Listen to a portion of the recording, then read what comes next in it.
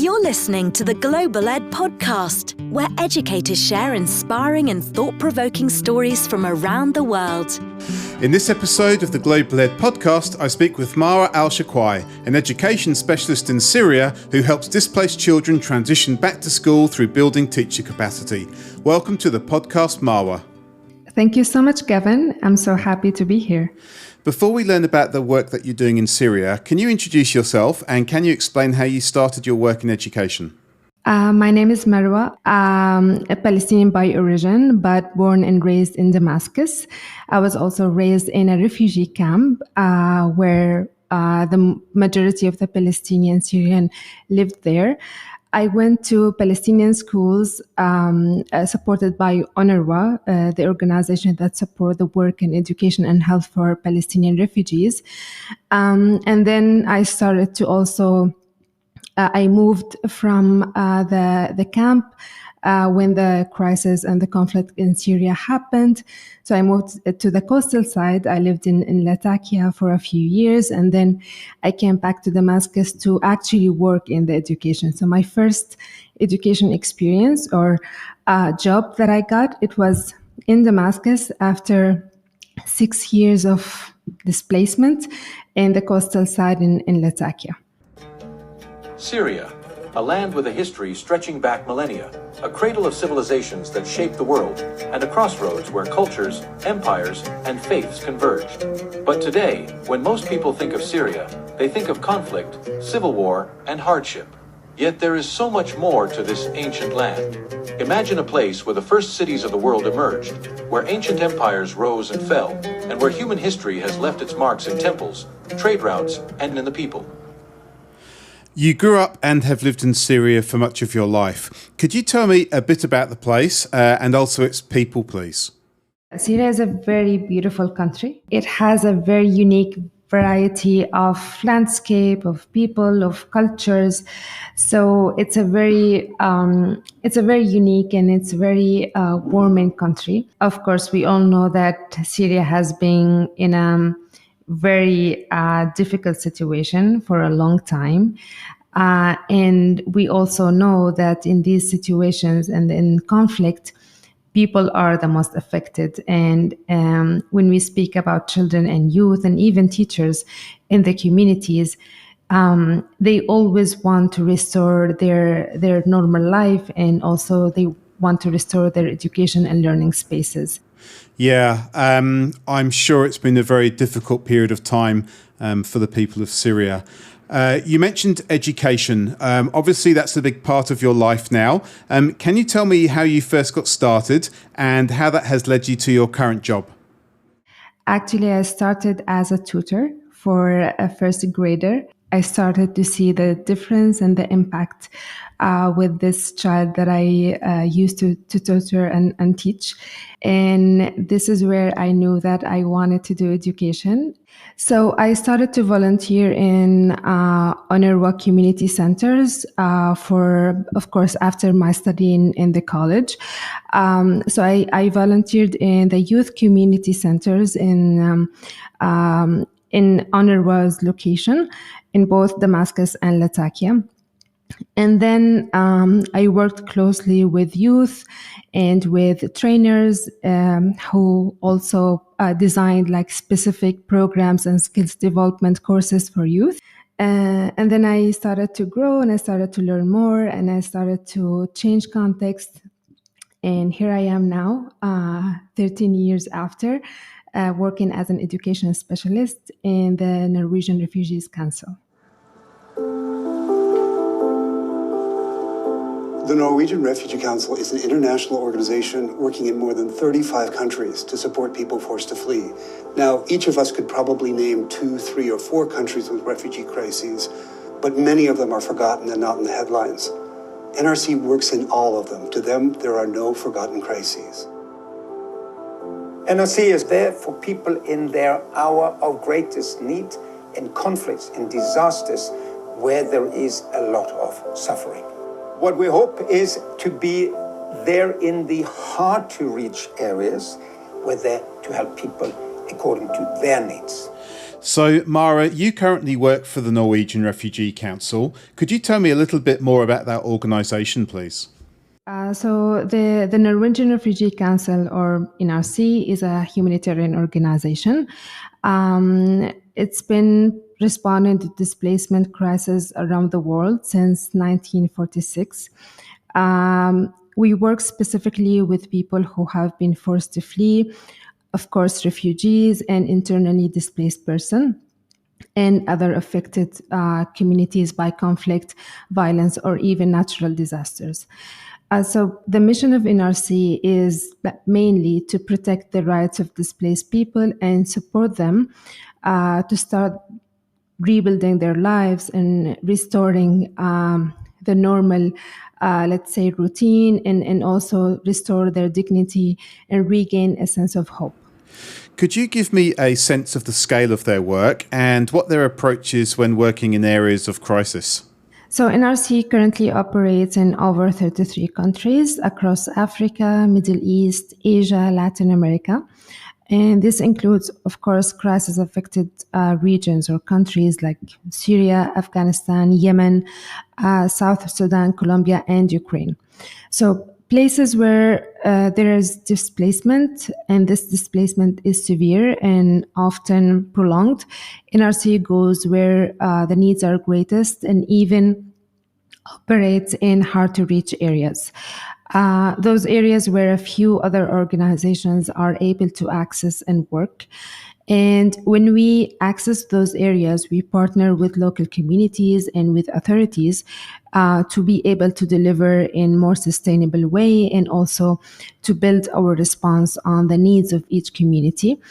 And we always aim that we go first because we know that the needs at the beginning of any conflict is at greatest. So we aim that we respond in a timely manner.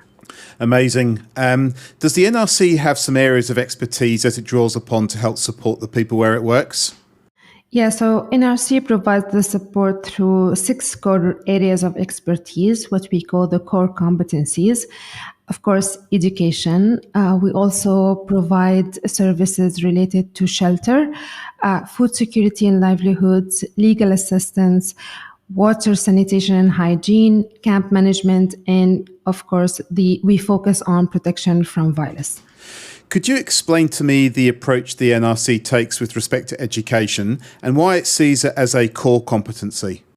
So education, as I mentioned, is one of the core competencies and the core programs that we offer in NRC, and this is, of course, globally, because we believe that this is fundamental human right, and this is a life-saving intervention.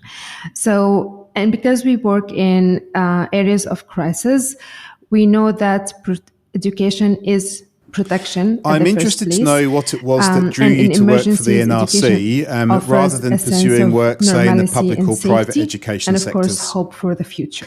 So I guess when you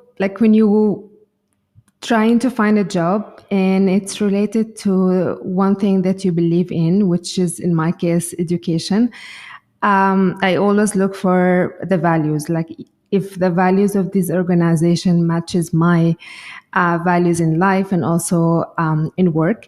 So I found that NRC has this mission to always respond first to the crisis and always be there where people in need.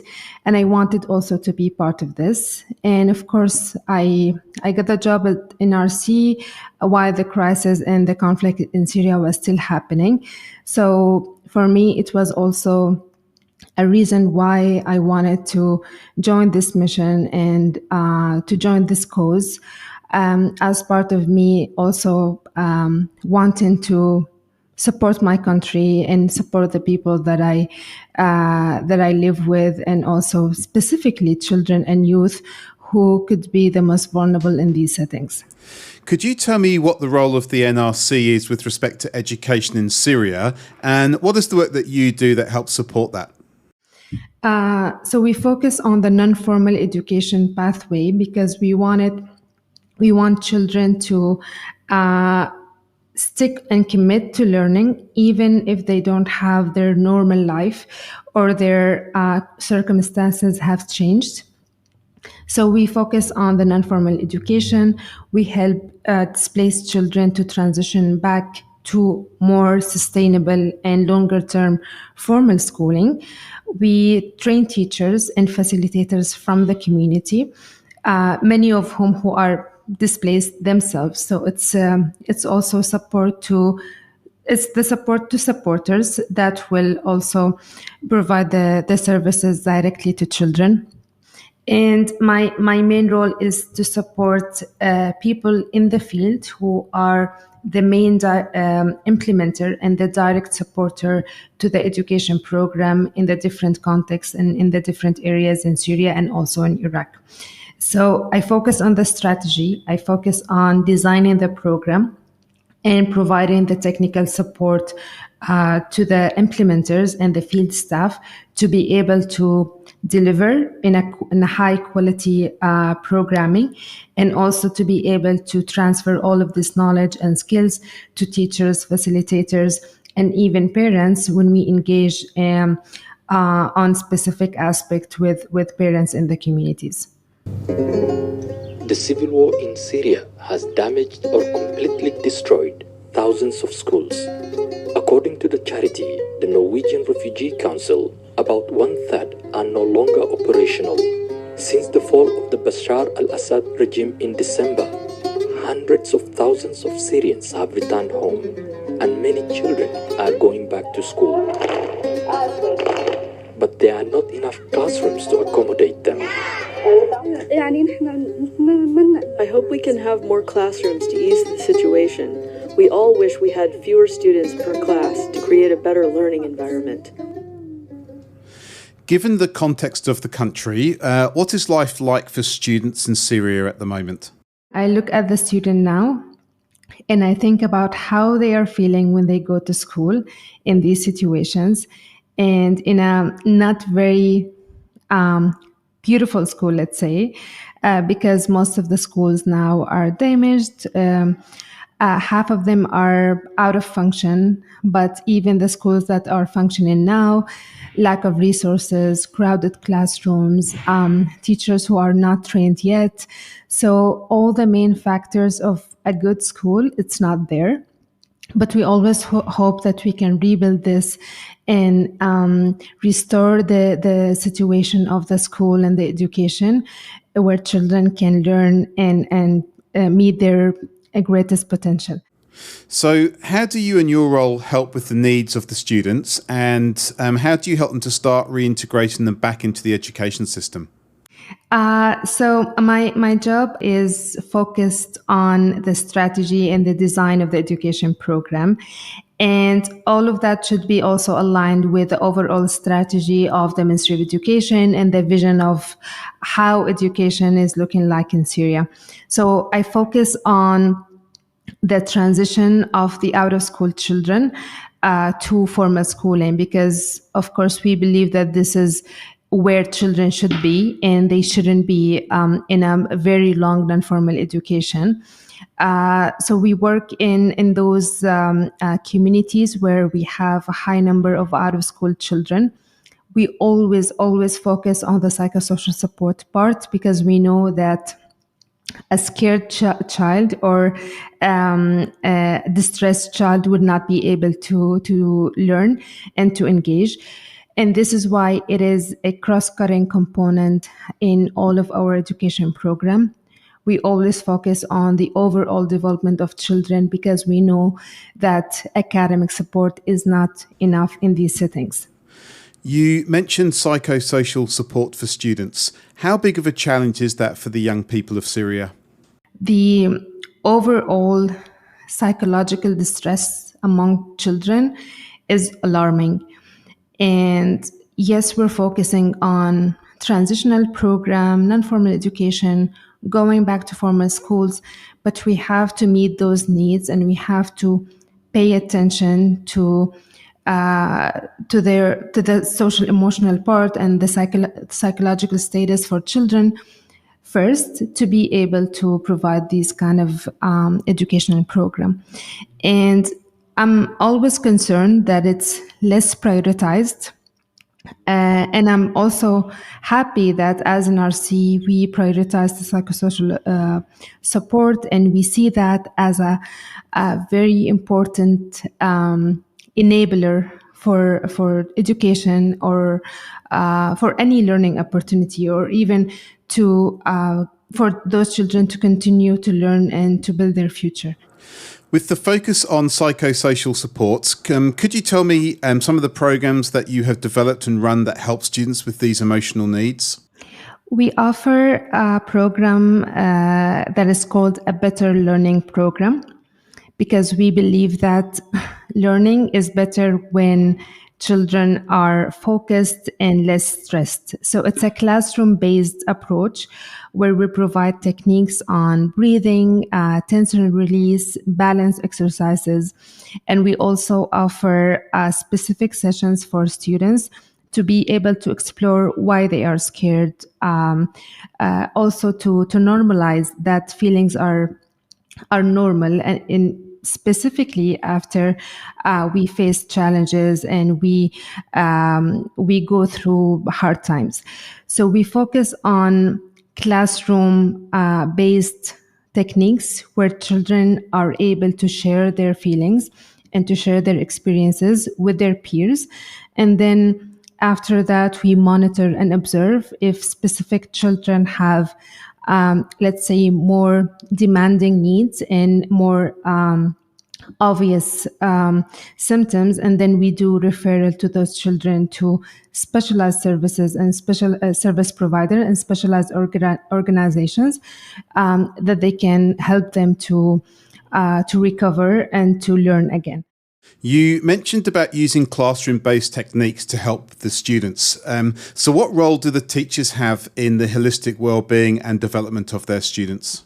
So I believe that teachers are the main, the core aspect of education, and because they have a direct interaction with children, they could be also role models to those children. And specifically, when we work in conflict-affected areas, I think building the capacity of teachers and also paying attention to their needs is very important, because they would transfer this knowledge and skills to students and children in these communities. So I believe starting with teachers and looking at them as partners and as a key component of education program, it's very needed and it's very important.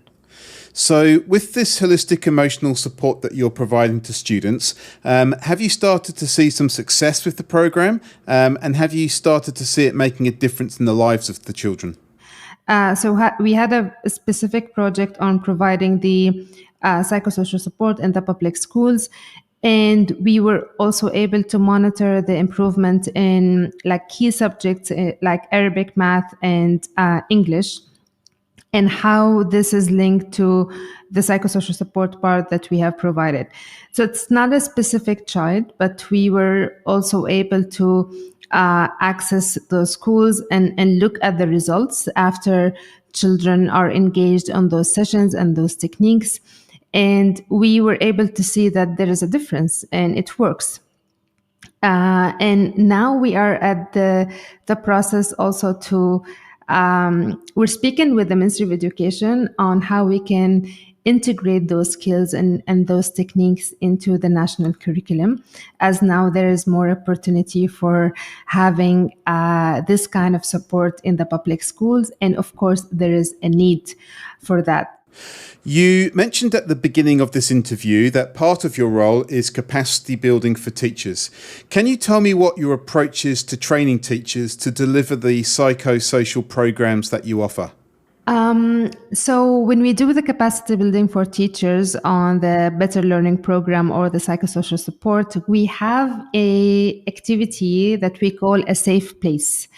So this activity is I think it's global. It's not only related to NRC, but we use it specifically with teachers because it will give a space for them to individually think about their experience and the journey that they had, And after that, they can also express how they are feeling. We train teachers on those techniques, and we give them the same sessions that we want them to provide to students first, because we want them to experience how does it feel.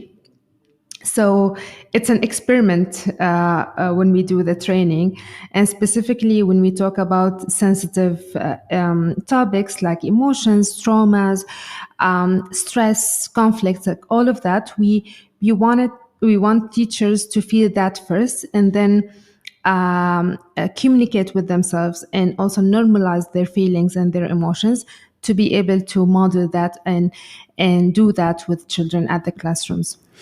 Do you find that teachers also benefit from going through the program in their own lives?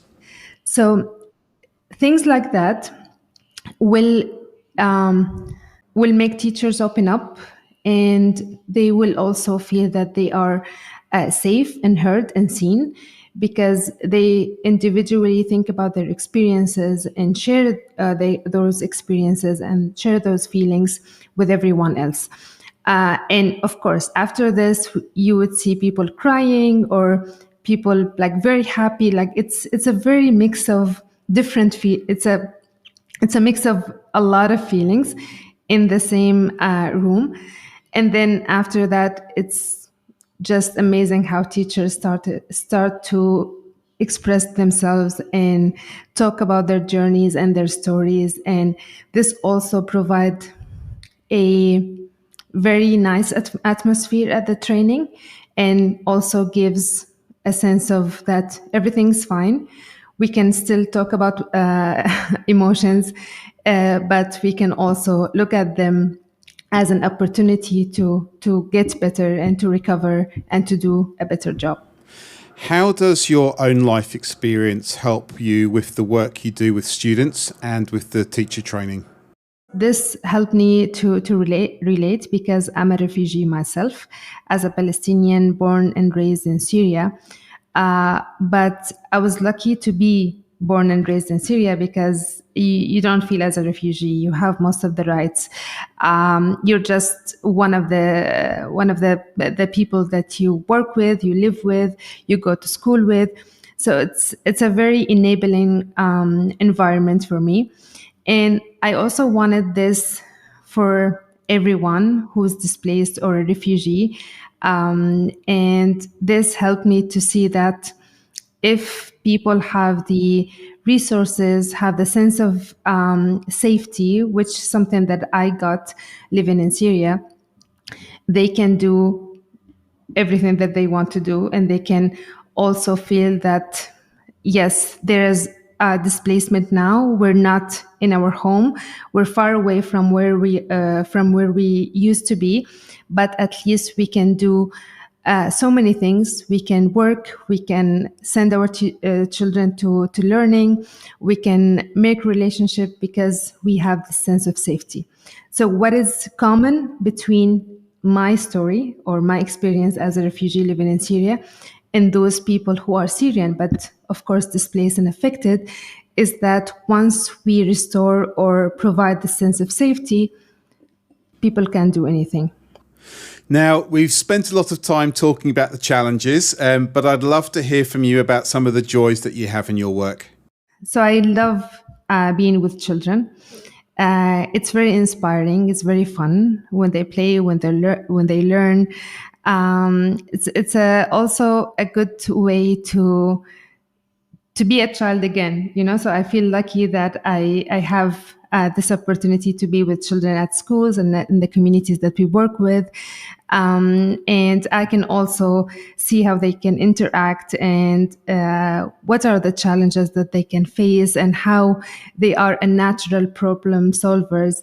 So I love seeing that, and this inspires me all the time. And of course, when I enjoy when I see the difference and I see the impact of the work that we do. I love when children are coming back to schools and they have this sense of normal schooling settings and normal learning environment, because I believe that schools is the best place for children, because I enjoyed going to school. So I love seeing that. It's very it's very inspiring, and it also gives me the motivation to keep going and to keep wanting to serve those children in these communities.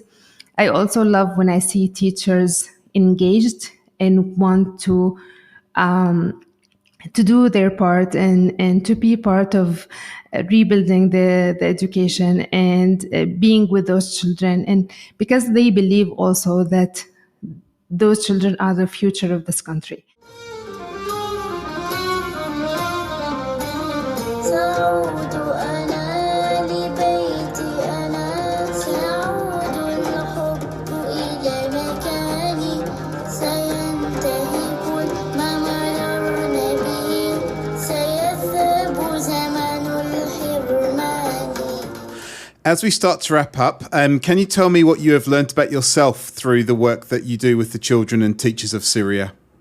I actually learned that personally, if I'm not able to build trust with the communities, with parents, with teachers, with students, I cannot do my job, because it's education is very different. It's a very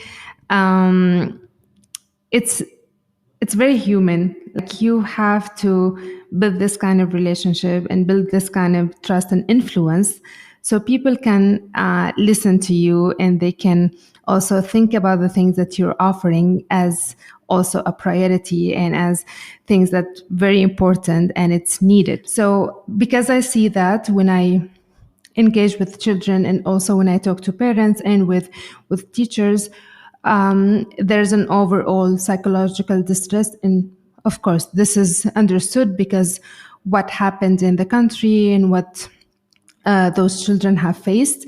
But it is a very important topic and a very important aspect that all the education partners and organizations should pay attention to. While we know that there will be challenges ahead, can you share with me what are your hopes for the futures of the young people in Syria? I think my hope is that I want everyone to ask if children are learning, if children are protected, and if children are connected. Because, like, I always ask these questions when I work, and because I know that these three questions will help me to give the support that those children need. So if they are learning, they are actually in a normal setting, and if they are protected, they can have the sense of safety, and if they are connected, they have the sense of building relationship, and they are in a normal situation. We don't want any child to miss an education because they were born in this country, or they had to flee, or they had a very bad situation that they have to adapt and to change their whole life. So I hope that people will think the same, and that children will not miss schooling and will not miss education, because it will help them through life. And finally, what are your hopes for the people of Syria? I hope that we can restore how Syria was before these years. And I hope that we can all work together for one vision and one mission, that we want to build this country. And I see opportunities, I see hope. I see that people want to work and they want to see their country at its best. So I hope that everyone work at their highest potential to be able to do that. And I'm happy that I'm part of it. I'm happy that I'm in Syria and I work in education, and I can just do a very tiny thing that will help building this country. Marwa, thank you so much for the work that you do in building up the teachers and young people of Syria. I wish you and everyone you work with all the very best. Thank you so much, Gavin, for having me. It was a very nice interview, and I hope you all the best. Next time on the Global Ed Podcast. back in 2018, 2019, those were the glorious days of Myanmar. But for the past 5 years, it has gone through quite a lot of challenges. In the next episode, I speak with Ai Chan Oh, the founder of an international school based in Myanmar. Ai shares with me the challenges that the people living in Myanmar have faced over the past few years, the founding of her school, and how it is responding to the ongoing needs of the young people. If you have enjoyed listening to the Global Ed podcast, please subscribe and follow me, Gavin Kinch, on LinkedIn.